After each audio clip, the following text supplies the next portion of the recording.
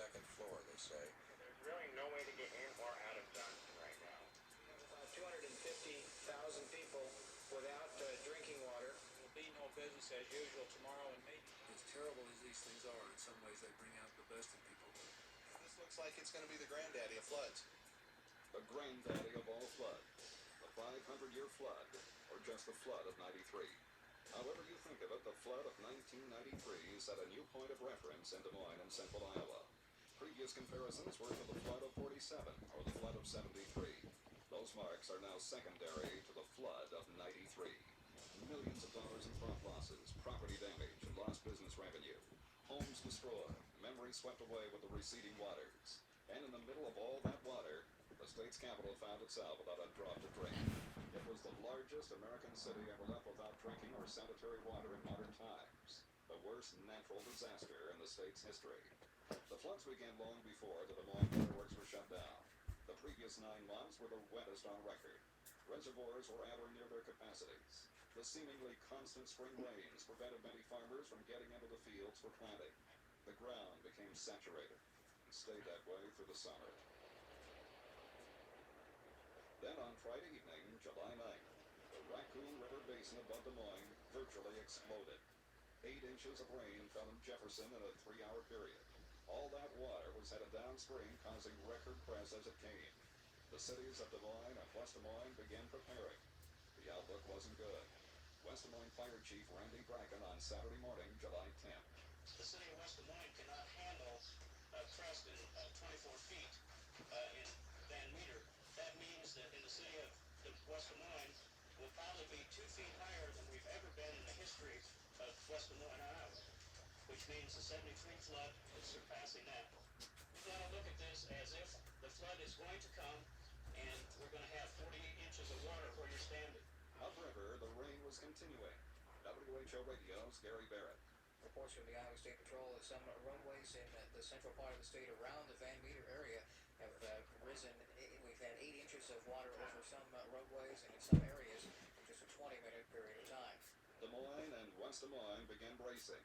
Both put out an immediate call for volunteers. West Des Moines officials are asking for some volunteer help this morning, and there are 4 locations that they are asking volunteers to go to help sandbag.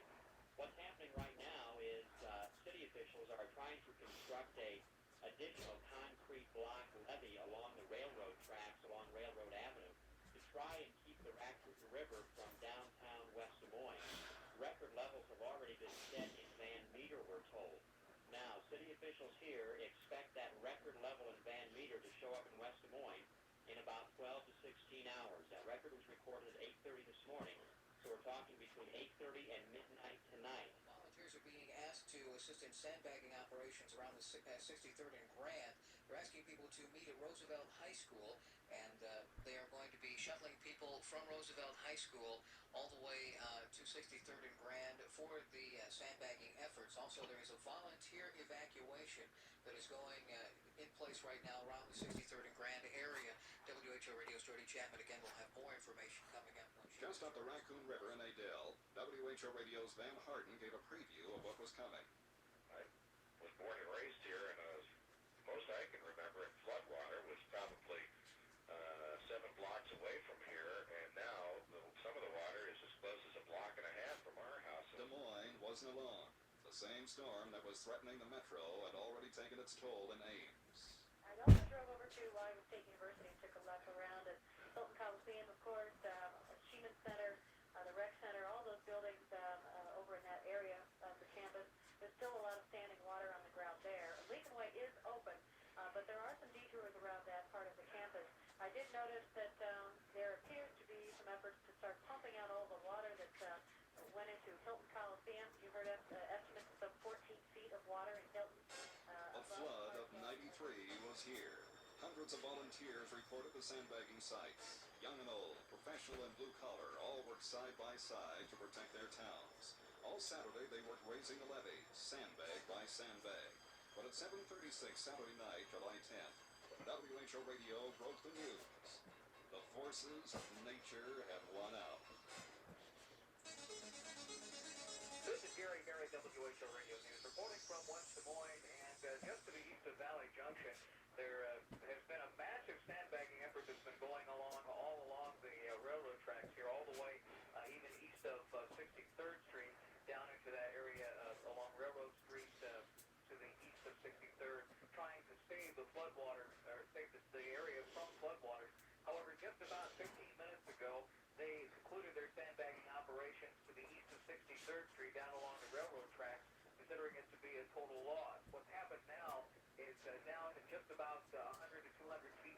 63rd Street. Water has already begun seeping under the railroad tracks and has begun flooding into the railroad street itself and moving closer to 63rd. Officials not sure what kind of impact that'll have on railroad, but at this moment it is starting to seep into those areas. So those homes that are east of 63rd Street down by the railroad tracks will find that they'll be taking on water rather quickly. Officials believe they have most of the people evacuated from that area already, so there shouldn't be anyone around except for a few sightseers. But they have pulled all of the people that had been sandbagging there, moved them further up as they're trying to reinforce the levee that they put in closer to the Valley Junction. Well, I'll tell you, we told you that the levees had given way on the east and west side of the Valley Junction area, and it's already becoming really evident. I'm up right now at Elm and 5th Street, and the water is already flowing into the middle of the street here. It's taken over 6th Street and 7th Street from Railroad all the way up here to Elm, and it's still flowing in. We probably got about a good half foot to a foot of water now. It's all the way up to the sidewalk, not quite to the sandbags yet, but the floodwaters that they were expecting to start at about 8 o'clock, looks like they already have it, and all the sandbaggers and everyone now is starting to pack up and leave. Gary, does this represent the surge of what was expected to be the crest, or does this just represent the breaking of the levee? I think this is the start of the breakage of the levee, but it's kind of one and the same. The river levels are starting to get really tough. The river rose quickly through residential areas. Many in the Valley Junction neighborhood were caught by surprise. Some had to be rescued. West Des Moines Mayor Dino Rodish.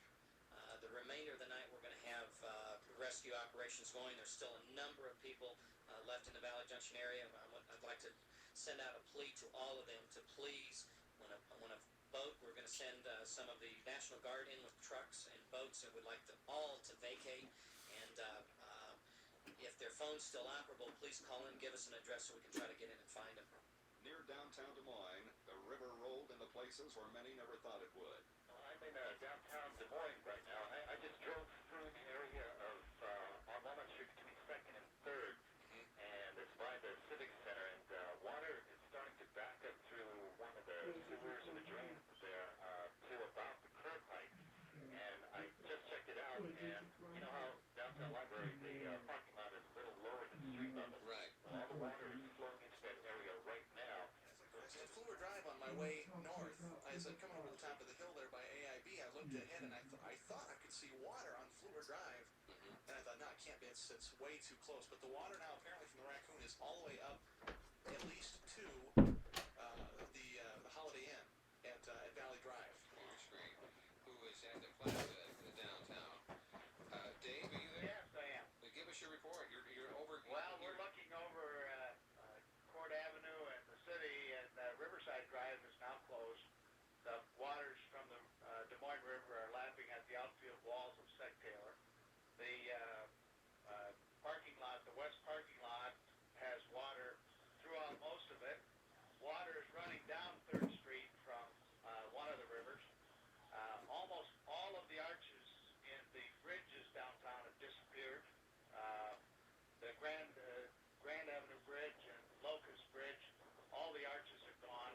The river is up to the top of those. There are some arches appearing a little bit further down the street on Walnut and also on Court, but the water, we watched the water rise on both railroad bridges down the river a little bit further, and one is just absolutely covered with debris, and the water is up against it.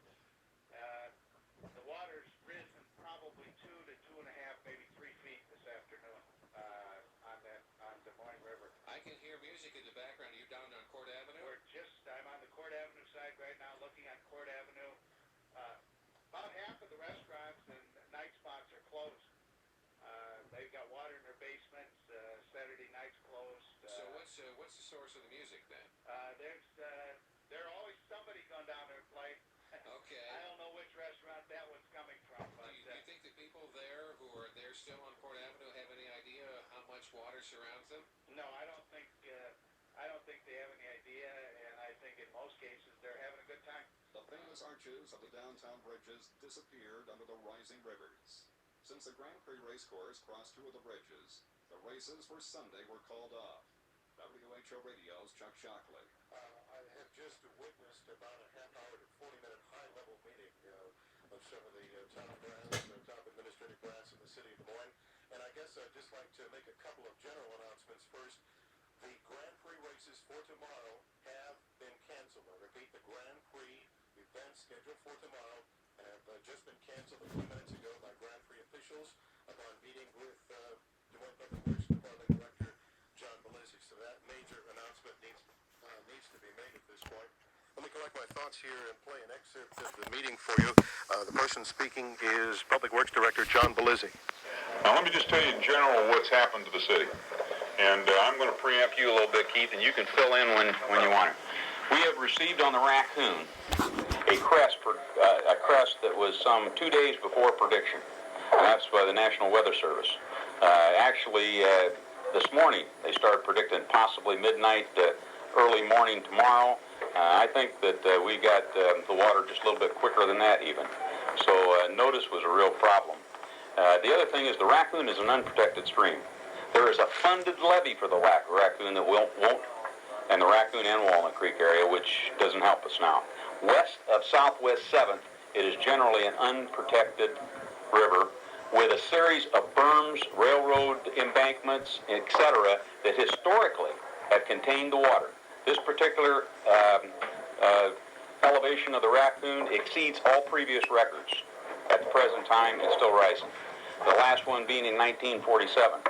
We're estimating, and the Corps is trying to calculate, some 60,000 CFS on the Raccoon, 45 plus or minus a little on the Des Moines. That exceeds the 100-year discharge under the East 14th Bridge, which happens after the confluence of the two rivers. So you can see this is a very unusual event, and it's not over now. Facilities such as Seth Taylor Stadium, although as an unprotected facility, for example, it's outside the levee system.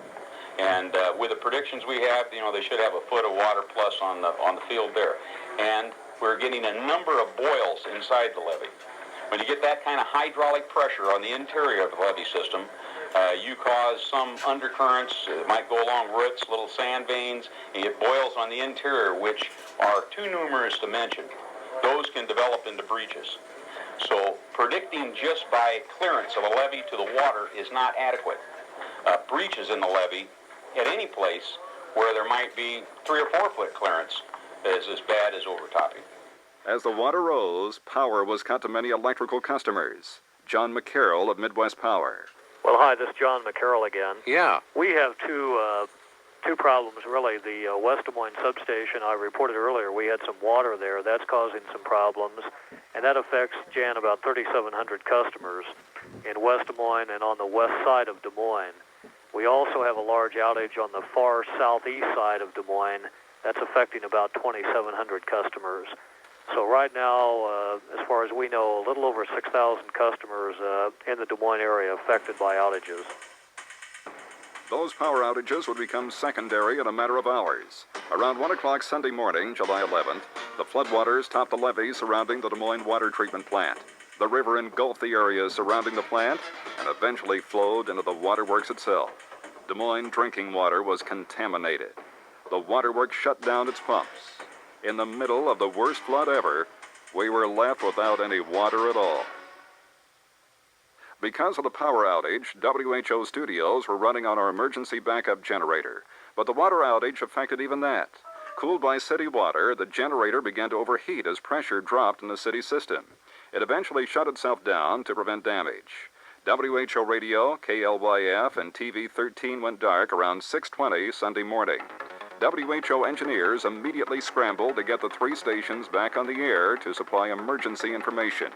A small generator was hooked up for power.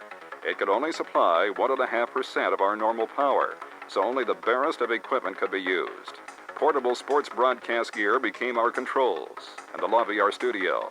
WHO and KLYF were wired together, and at about 7 o'clock Sunday morning, Jan Michelson put on a headset microphone. The radio stations were back. As Des Moines woke up, it had continuous updated information about the crisis. Later in the morning, a larger generator was put online. The WHO radio newsroom was powered up, and Van Harden joined Jan for continuous updates on the flooding. Official information and phone reports from listeners kept Des Moines and all of Iowa informed with wall-to-wall coverage.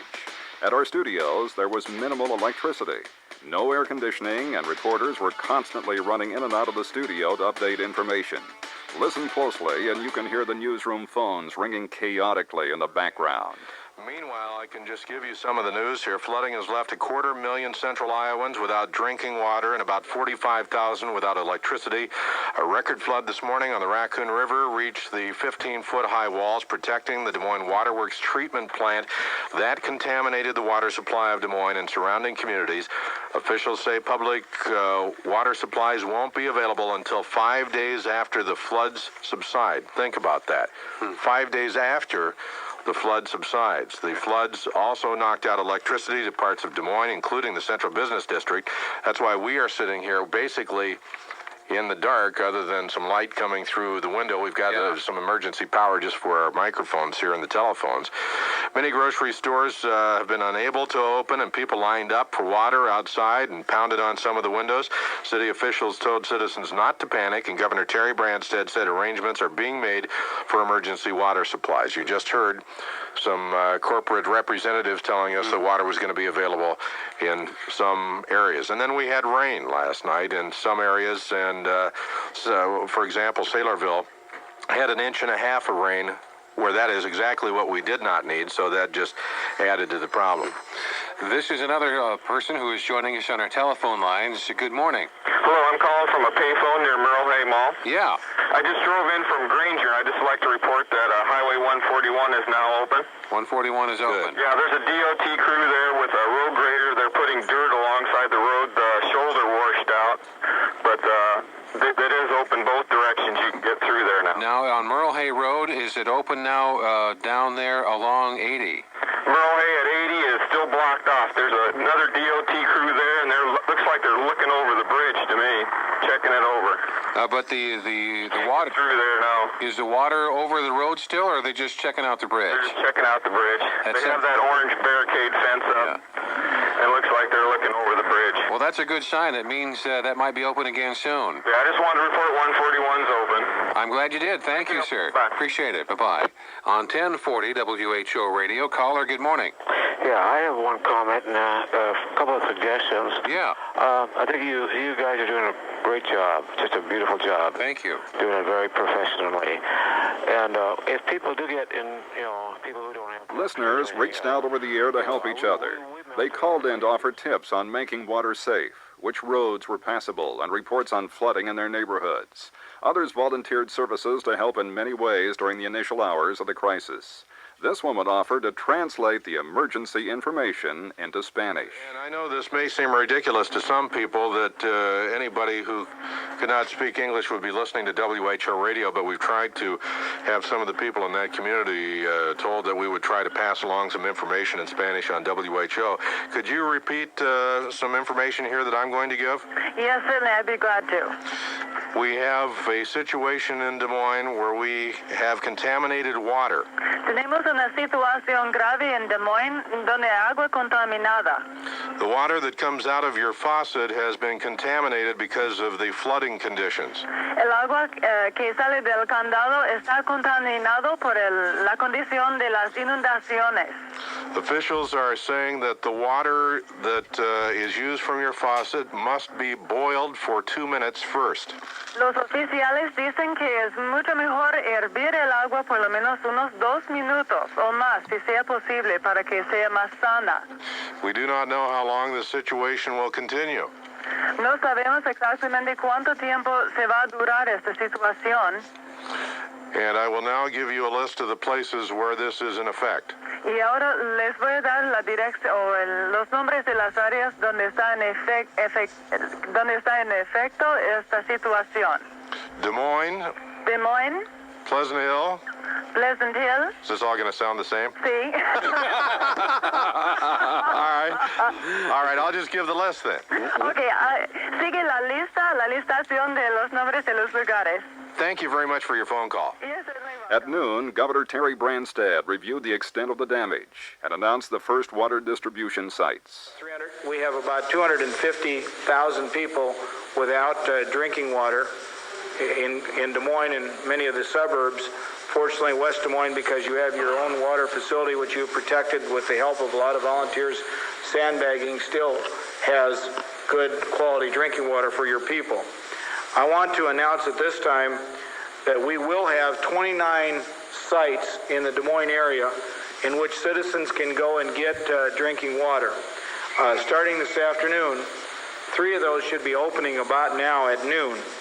The Hy-Vee store, 47th and Fleur, Dolls at Aurora and Merle Hay, and Hy-Vee at East 26th. Those 3 locations will have water available almost immediately. Throughout the rest of the afternoon, we will be bringing in water distribution sites at the other Dolls and Hy-Vee stores and also the Casey General stores in the area. We intend to have 29 total serving the area up and in operation before the end of this afternoon.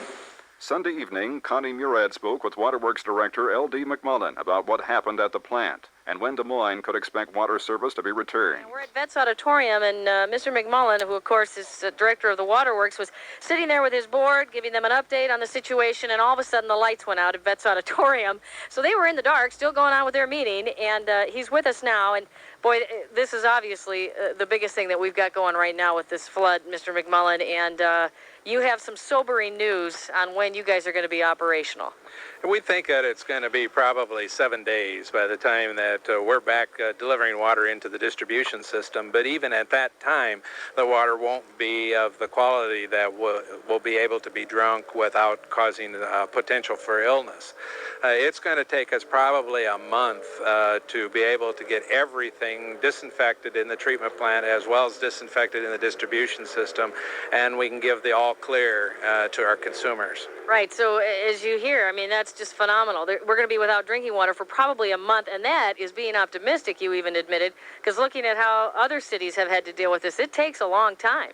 Well, when you're working with 800 miles of pipeline, it takes a little bit of time to go through all those and get them all disinfected. These type of accidents that occur are natural phenomena. They really aren't an accident, really cause a lot of problems in a treatment plant. If you can just go over, if you would, what happened the other night when the levee broke. I mean, you were working with the Weather Service, and they had said, okay, this is probably what you're going to have to do. Can you kind of go over that with us? Well, we have been working with the Weather Service because they have a very good computer model to predict what was going on upstream. In the process of doing that, we were being told that it would be somewhere in the range of 124 to 125 as a crest. We were working towards that and decided to add another 2 feet just for cushion, so that would take us up to basically 127 is the height of our levee. Unfortunately, we ended up at 128.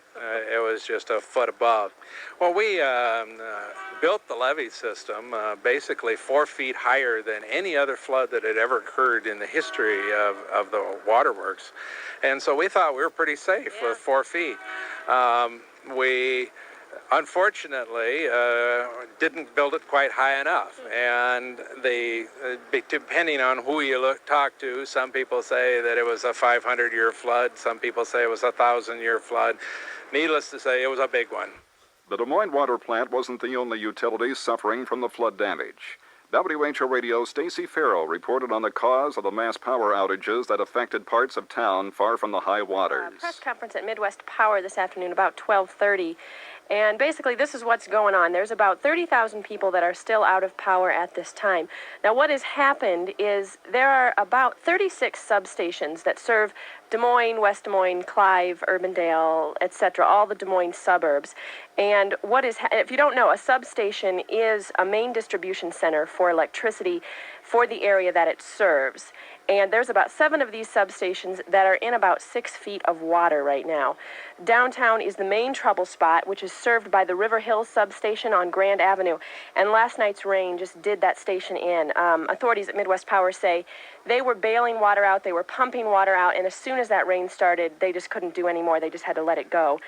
They also say it's going to be at least 7 days before the downtown area gets power, maybe even longer. And other residents can expect about that long also. Again, Midwest... Throughout the afternoon and evening, WHO Radio abandoned regular programming, often simulcasting with KLYF. There were constant updates on water distribution sites, emergency shelters, and procedures for coping with the water outage. Monday, July 12th brought sunshine and blue skies, a welcome emotional lift. The sandbagging continued at the Des Moines and West Des Moines water treatment plants. In West Des Moines, hundreds of volunteers showed up to build a 15-foot-high sandbag levee to stave off the waters creeping slowly toward the plant. In Des Moines, the National Guard began dropping sandbags by helicopter to shore up the levee. Reminders that their work will remain. Numerous trees around the plant had to be cut down to allow the choppers access. Downtown, it was apparent there'd be no business as usual. Without water pressure, there was minimal fire protection, no sanitary facilities. Scattered power outages shut down computers, copiers, and faxes. Many of the main streets leading into downtown were blocked by flooding. Southwest 7th and 9th, Fleur, even I-35, all were underwater. Mayor John Pat Dorian put out a plea for downtown businesses to scale back operations to skeletal crews. Later in the day, Mayor Dorian would issue an official proclamation that only essential services should continue. Is that we are still asking businesses to discontinue trying to have a full-scale operation in the city of Des Moines because of the limited access in and out of the community, and also the lack of water. Sanitation facilities are not there, so it's in the ability for the city to suppress a large fire would be stretching our limitations at this time. So that is, our position is that there will be no business as usual tomorrow, and maybe not, as Councilmember Daniels pointed out in our meeting, we probably are not going to be able to have this on Wednesday or Thursday. This can be ongoing for a while, where we'll be asking businesses not to try to function at full scale. I'll just read this. Pursuant to the powers vested in me as mayor under Chapter 372 of the Iowa Code and under Chapter 2 of the City Code of Des Moines, I do hereby declare and proclaim that a state of public emergency exists within the city of Des Moines, Iowa, due to flooding of the Des Moines and Raccoon Rivers, pursuant to the emergency powers vested in me. Des Moines was not alone in its misery. Iowa Governor Terry Branstad had visited all parts of the state in previous weeks. Flooding, it seemed, had spared no one. He turned to the federal government for assistance. The good news is that I think the federal government is going to really do what they can. I was pleased to hear the Vice President was in the Midwest again today. He was in Illinois and Missouri. And tomorrow, FEMA will open their offices at 6 locations around the state of Iowa. We've now asked that all 99 counties be declared a presidential disaster area. Monday's calm weather was deceiving. Walking around the dry areas of town, it was often easy to forget that there was a catastrophe around us until you turned on your faucet or reached for the handle on the toilet. The weather allowed officials and the public a chance to step back and regroup before the next punch early Tuesday morning.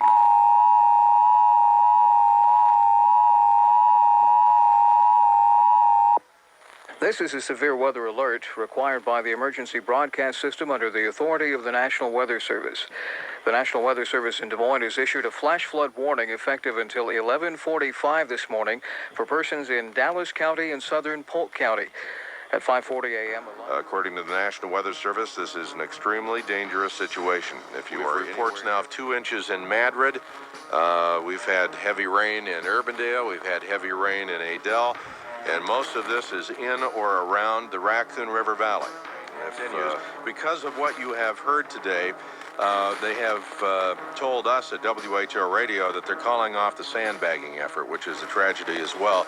They had started a special effort to try to get the waterworks restored as quickly as possible, and they had a special effort. Is that thunder? Man, was that loud. Whew. You don't hear that in a radio studio, soundproof radio studio very often, but that was loud. This is an emotional roller coaster for everyone.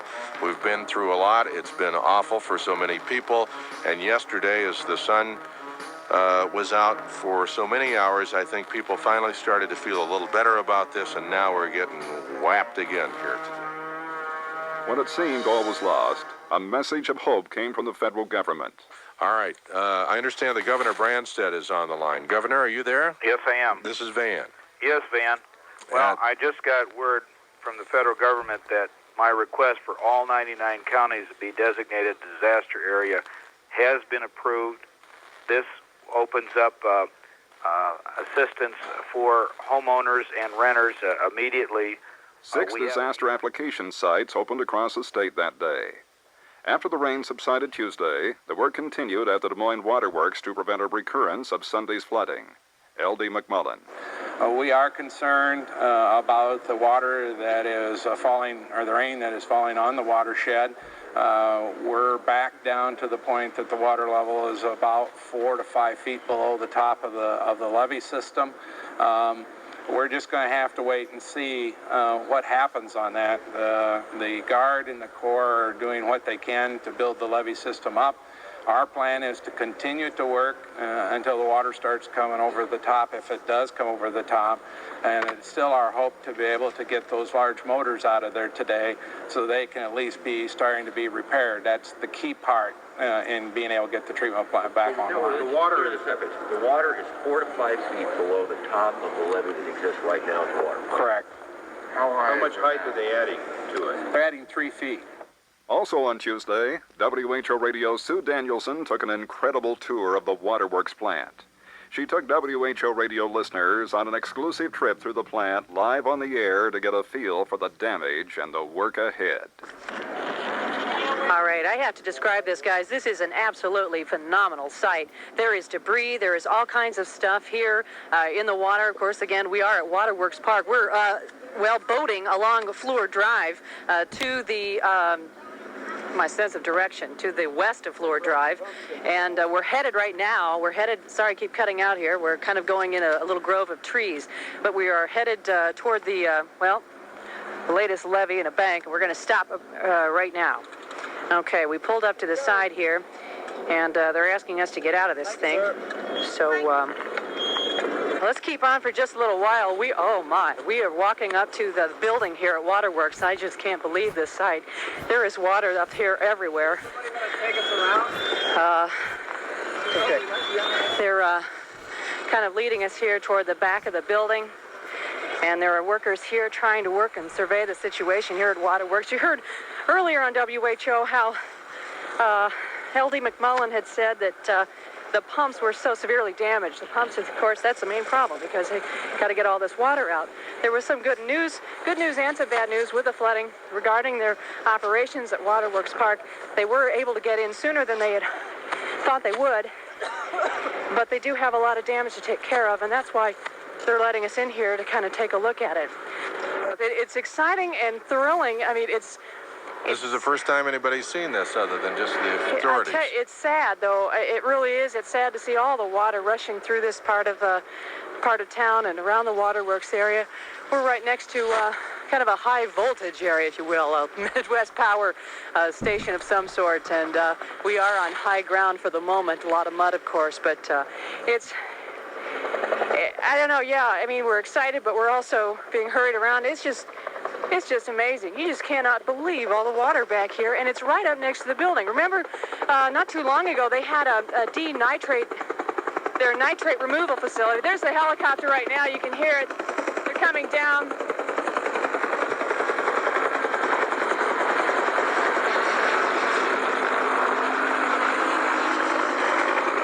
It's the Army National Air Guard coming down, and the blades in the chopper, of course, making waves throughout Waterworks Park as it heads on west and up over the trees again. You might remember the nitrate removal facility, a very, very expensive nitrate removal facility. I don't know what the status of that is, but that's a brand new building out here at Waterworks Park that just opened it not too long ago, and there is water up to that. It looks like at one point it was up several feet anyway, and they have concrete barriers, and they have things trying to block it to protect that facility, because that's brand new, and I guess we're going to head on out, guys. We're being ushered to take a look at some more of the damage. Now, Sue, are you outside the building and Yeah. they're walking you around? Yeah. Is that it? Yeah, I'll tell you where we're located. We are kind of on the north of the main waterworks buildings and behind the fence, obviously. So we're flanked by water on both sides. There goes the Chinook helicopter directly above me. It is a thrilling sight to see. It's got a huge load of sandbagging supplies. A police officer not too long ago informed me that that's what they're doing. They're bringing in as much sandbags as they possibly can to try and protect this place. The other noise here is a tractor behind me, and that is part of the pumping operation. So try and get this water out of here so they can start working on this cleanup effort. It's very noisy back here. There's also a lot of debris floating. I know I've been mentioning that, but it's just unbelievable. And the rush of the water being pumped out of this place, it's just phenomenal. They've got several pumps going, pumping the water from the area just to the north of the waterworks nitrate removal facility, and it's pumping back into the flooded area, Fluor Lake, if you will. And John Sellers and I are walking currently a little bit to the, so turned around, west. Thank you, John. Out of that boat ride, I was a little worried. Where were those life jackets anyway? They told us it was going to be kind of dangerous, and they said, well, make sure you put on your life jackets, but suddenly they didn't pass them out, so... Sue, do they have intentions of letting you in that building, or is that even possible? I'm not sure where they're taking us at the moment, actually, Van. We're just going to go with the flow here. Sorry about the pun. That's all right. We'll stick with you. Where are we going? To talk to the manager. Okay, we're going to go talk to L.D. McMullen, of course, of Waterworks. And we saw him earlier at a press conference at East High School, and he had a little bit of an update, and we hope to find out more and see and describe to you firsthand some of the damage inside this place. That, of course, is the reason why so many of us in the metro area are having to go stand in line and get drinkable water and boil our water and that sort of thing. I want you to know we're going in a building, so we may drop out here for a moment. Okay, we are in a very smelly building. There is mud and water on the floor. This is the Waterworks building. It appears, the smell, try to describe this, it is just worse than any damp basement I've ever smelled. Does this place normally smell this bad? No. It's a chlorine smell type. I don't smell any chlorine. Well, the whole place smells like diesel fuel. Diesel fuel, yes, because of the pumps. But that's common. Okay.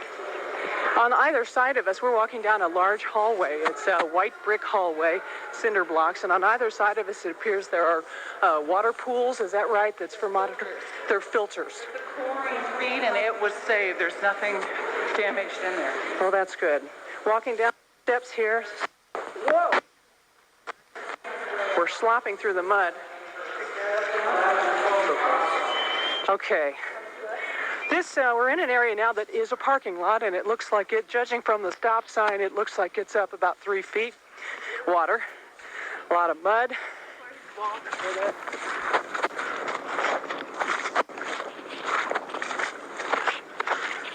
That's what we're walking through. That's muddy grass. Better than muddy concrete, which is very slippery. L.D. McMullen is here. Nice to see him. We lost all you guys. You fell into the river. There's a more important story someplace. L.D. McMullen, we're broadcasting live on WHO Radio, and we just wanted to say hello. Good to see you. Are you going to talk to us a little bit about some of the problems out here, or what's going to go on? I am going to talk about it a little bit. The primary procedure that we're at is to try to get our large pumps online. They're the large blue things that are located over here on that we see these people working around.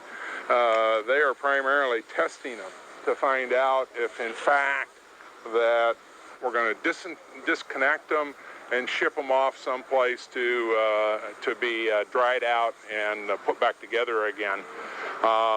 What you walked through there was the filter building, and you can see that the filter building is the floor and it's not too bad. Let me take you, for those of you that weren't with me before, let me take you into here. And this is our control center and pumping station, and you can kind of see what our current efforts are.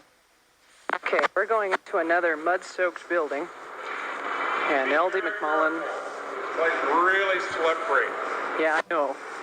This is one of the best pieces of information that we probably have, and that is, this is our emergency generator that never got underwater. It's intended to be a standby unit in case we lose electrical power. It's a $1 million piece of equipment that didn't get damaged at all. That's good. Describing an emergency generator that takes up the course of this large building here, probably 20 and it's a huge piece of equipment that L.D. McMullen says that it did not incur any damage, and that's certainly some good news in the wake of all of the damage that did occur here and all of the problems that folks are going to have cleaning out those pumps and getting us some clean, fresh drinking water again.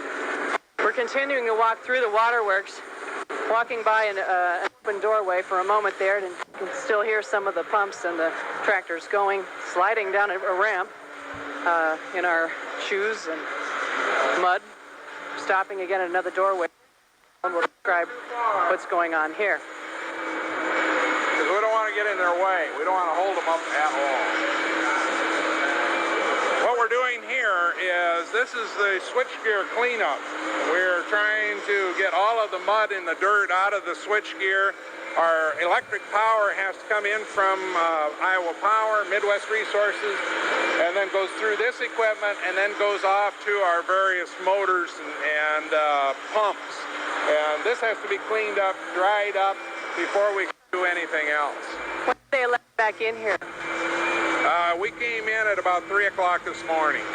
And what kind of a job are they going to be working? Just until it's done? 24 We're going to be working 24 hours a day. The smell of diesel fuel in the air. Everybody around here in boots, hip waders, whatever kind of possible foot gear they need so they don't slip and fall on these, oh dear. Oh, we've just walked into a room that is just beyond belief. It is a huge room on either side of the hallway. This at one time, I'm sure, was an absolutely sparkling clean, beautiful facility. And right now, we're looking at 2 pools of thick, dirty, contaminated water. And this is hard to describe, but the walls are up. I don't know how many feet up did the water get in here, LD? It came up right to the window level. Okay, so the window level. You can see a film of mud along the window, the bottom windowsill, and above that, beautiful white brick above the muddy film and the windows, of course, and then below you just see 2 big black pools of mud and a lovely iron railing and wood railing that goes around these pools, which would on a normal day, I'm sure, be quite a show place to look at the pools of water. And today it's something quite different than that. There's a lot of sunlight in here, and so you can certainly get a good view of the trash and the pop cans that are floating on top. There's a bucket of paint down there, I think, and some other metal pans. And we won't hold this up anymore, but what we're talking about in here is, this is the worst damage that we probably have. This is our pump room. We're standing up here on this bridge, which is located about 14 feet from the floor. There are 2 pumps that are located down here 14 feet underneath this water.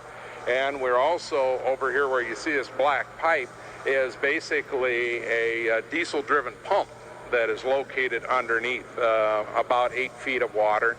That's what you smell. You smell this strong diesel fuel smell is from this diesel pump that is located underneath the water. This room will be the last place that we will end up working in, although we are dewatering it because we have some pumps that are basically out over on the side, which are our groundwater pumps that we want to restore also, and we have to dewater this building to be able to get to those particular pumps. But the diesel-driven pump is going to be one of the last things that we end up restoring. This part of the plant is one that tourists came through often? Oh yes, this was one of the highlights of the tours. And right now?